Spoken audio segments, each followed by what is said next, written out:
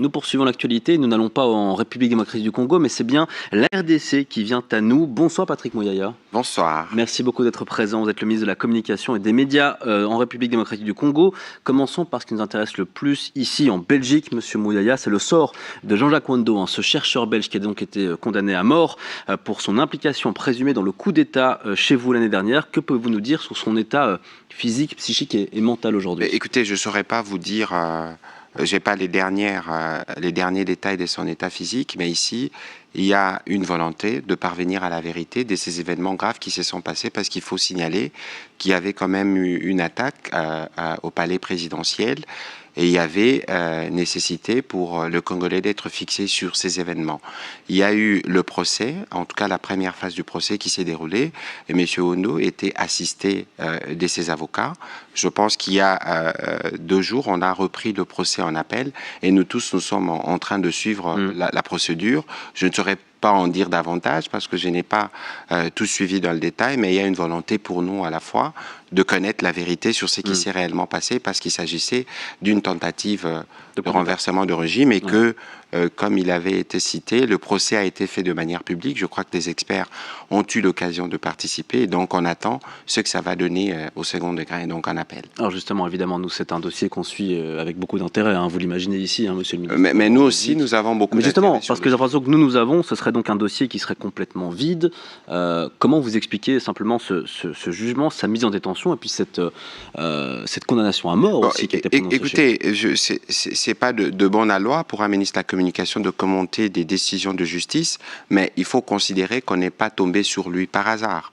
Et je pense que lorsqu'il y a des soupçons, comme c'était les cas en l'occurrence, la première chose, c'est de s'assurer que ses droits sont respectés en termes d'avocats, en termes de moyens de défense. Le procès a été fait. En tout cas, je suis sûr que l'ambassade de Belgique en République démocratique du Congo a suivi étroitement. En tout cas, nos autorités font pression aujourd'hui sur vous, sur le gouvernement Tshisekedi, pour tenter justement, vous l'avez dit, de trouver justement d'abord la vérité, et puis surtout une finalité plutôt positive, on l'espère, pour Jean-Jacques Wando. Est-ce que vous êtes à l'écoute des demandes des autorités belges? Je crois que, de toute évidence, nous avons des relations diplomatiques. On ne peut pas refuser d'écouter les demandes qui émanent des autorités belges, mais nous sommes en face d'une procédure judiciaire. À mon avis, il serait plutôt souhaitable pour nous tous d'attendre ce que le procès va donner en définitive. À partir de ce moment-là, on verra ce que c'est. Malheureusement, la justice a son temps, ses méthodes. C'est pour ça qu'on s'est assuré, en tout cas au niveau judiciaire, ils se sont assurés qu'il ait l'accompagnement souhaité avec ses avocats. Nous comprenons évidemment la peine de la famille dans des circonstances comme celle-là. Et des Belges qui nous regardent d'ailleurs ce soir. Et de manière générale, c'est compréhensible, mais il faut regarder aussi du côté congolais, au regard de la gravité de faits qui étaient commis. Vous avez vu le palais présidentiel être attaqué, vous savez, c'est que ça pouvait avoir... Mais donc, à vous entendre, Monsieur le ministre, on n'est pas à l'aube ici d'une résolution, on va dire, diplomatique de cette affaire-là. Ce sont vraiment les tribunaux congolais qui vont dire in fine ce qui est passé. Je pense que lorsqu'il s'agit d'un procès, c'est à la justice de dire le droit. Une petite réaction peut-être ici à ma droite. droite. Oui, parce que je me souviens, on en avait parlé il y a 3 semaines, ce dossier était non seulement complètement vide, ensuite il y avait un gros problème sur les conditions de détention de ce monsieur, et quand on entendait tous les arguments qu'on avait, on se demandait si la République démocratique du Congo est une démocratie. Écoutez, je ne veux pas aller avec vous dans ces directions, parce que lorsqu'il y a des faits, encore une fois, c'est un dossier qui est en justice, il a des avocats. Je présume qu'il y a même un accompagnement de l'ambassade de Belgique à Kinshasa. Et vous ne pouvez pas partir d'un procès qui découle d'un putsch manqué pour remettre en cause ou pour reposer la question sur l'existence de la démocratie en RDC. Je pense que là, c'est totalement... Le dossier était vide, on en parlait. Sur quelle base, justement, que vous dites que le dossier est vide? Parce que lorsque on estime que son véhicule a été utilisé par ceux qui ont attaqué les palais présidentiels, vous ne pouvez pas. Encore une fois, ce ne serait pas de bonne loi pour nous tous ici de rentrer dans les détails judiciaires du procès. Je ne suis pas sûr que vous avez suivi les détails de toutes les séquences. Il faut considérer et faire confiance ici en la justice qui instruit les dossiers et espérer un dénouement pour ce qui le concerne, mais il ne faudrait pas partir de là et se faire des caricatures pour se faire une image de la démocratie. On n'avait pas suivi, mais on était quand même abasourdi quand on avait eu, c'était... Thomas le beau-frère ou Yannick Keo, le directeur du GRIP, qui était là, qui nous a expliqué par le menu tout ce qui était et en fait tout ce qui n'était pas. Et en effet, on disait qu'il était dans une voiture, mais les enquêteurs n'étaient pas capables de savoir quelle couleur était la voiture. C'est pour ça que justement, la justice donne la possibilité dans un premier, dans un second degré. Et je pense qu'ici, il faut continuer, en tout cas pour ce qui nous concerne. Nous n'avons sûrement pas le même regard par rapport à la gravité de fait.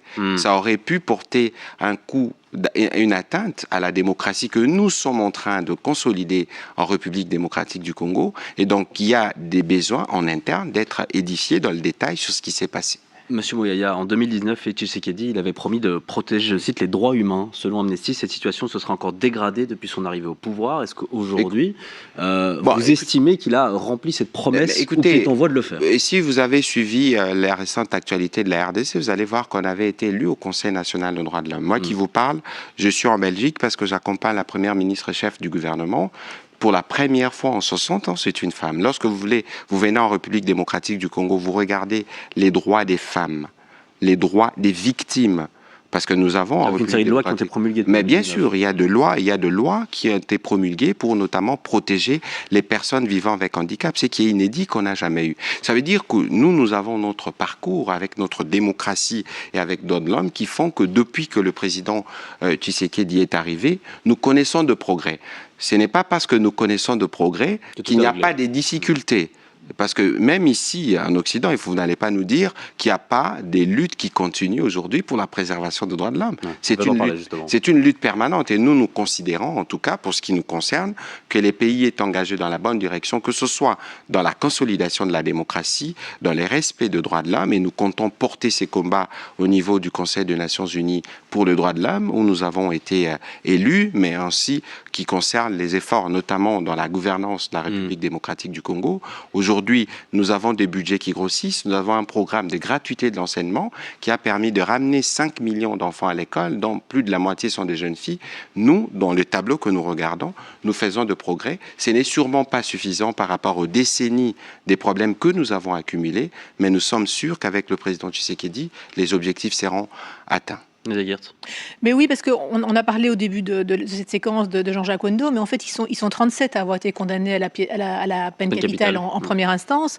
Et j'ai cru comprendre qu'en fait, jusqu'ici, il y avait en RDC un moratoire sur la peine capitale, mais que visiblement, il n'était pas tout à fait sûr que ce moratoire serait maintenu. Et donc ça, c'est quelque chose qui m'interpelle. En tout cas, il y a une décision qui a été prise parce qu'il y a une crise majeure, d'ailleurs, pour laquelle on ne parle pas beaucoup ici, en Occident, c'est la crise dans l'Est, avec plus de 2 millions de personnes déplacées du fait justement des agissements. Les M23 n'existent pas, c'est les Rwandais avec le président Kagame qui maintient cette partie de la RDC en insécurité depuis presque 30 ans après les génocides rwandais. C'est une violation de votre territoire aussi. Mais bien sûr, avec plus de 10 millions de morts aujourd'hui. Et si vous avez suivi la dernière prestation de Madame Bintou, qui est représentante du secrétaire général des Nations Unies dans l'Est de la RDC, où on se fait presque 300 000 $ le mois avec les parties du territoire qui sont occupées. Donc, c'est une guerre. Vous ne répondez pas à sa question sur la peine de mort. Ma question, c'était écoutez, j'en arrive justement parce que tous ces faits sont liés. Et lorsque vous êtes dans un contexte celui-là et que l'on remarque qu'il y a notamment de trahison dans les troupes et que les Rwandais, du fait de leur agissement, il y a des tentacules. Aujourd'hui, ne pensez pas que c'est fait des gaietés des cœurs. Parce que nous, ici, nous voulons nous assurer que nous avons pris toutes les dispositions pour mettre fin à cette horreur qui décime nos populations depuis une bonne décennie. Ce ne sera que provisoire parce que dès que nous sortirons de cette guerre, en tout cas, il y a un engagement ferme, en tout cas du président de la République. Provisoire, vous avez dit. Nous pourrons, non, ferme cette fois. Non, provisoire, mais pour l'engagement ferme. Mais en tout cas, cette décision sur la peine, ces moratoires sur la peine de mort sera levée. Et le Kénard. Quelques observations. Vous parliez et Nadia évoquait la peine de mort. Si je suis bien informé, le principe de la peine de mort a été aboli au niveau constitutionnel. Le président Tshisekedi a décidé un moratoire, elle l'évoquait il y a un instant, et ce moratoire a été levé.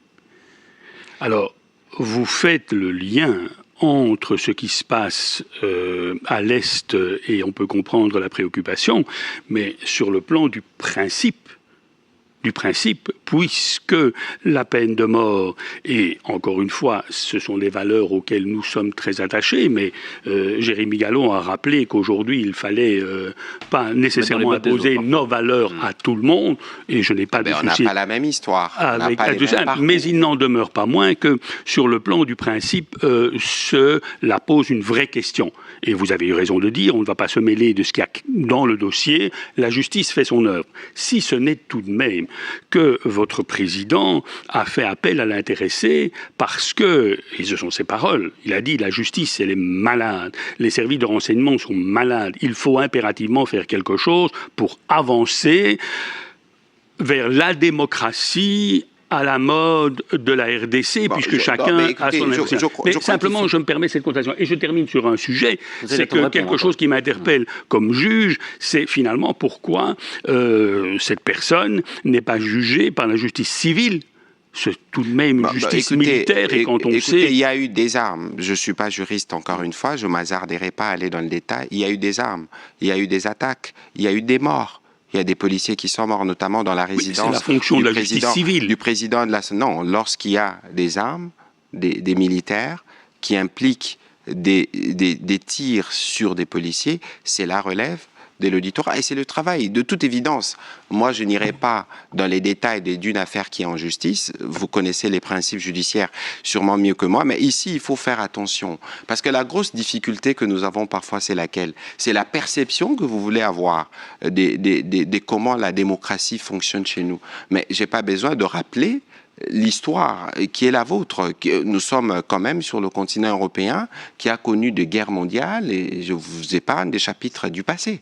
Aujourd'hui, il ne faut plus regarder l'Afrique ou les pays africains sous les prismes d'une démocratie made in Belgique. Il faut regarder l'Afrique qui s'est construite suivant son modèle dans sa démocratie. Et ces valeurs, c'est des valeurs que je peux considérer comme des valeurs communes. Mais bien plus que ça, cher Jérémy, aujourd'hui, il faut donner des réponses aux préoccupations de Congolais. Lorsque j'ai parlé des gratuités, par exemple, de mesures qui sont prises, lorsqu'aujourd'hui, avec le président Tshisekedi, la GECAMIN est en mesure de produire par elle-même, avec les capitaux congolais, du germanium qui pourra être exporté à l'extérieur, c'est dire que nous faisons de progrès. Merci en tout cas à Patrick Mouyaya. Je rappelle que vous êtes le ministre de la Communication et des Médias du gouvernement de la République démocratique du Congo. Merci beaucoup d'être venu. C'est moi qui vous remercie.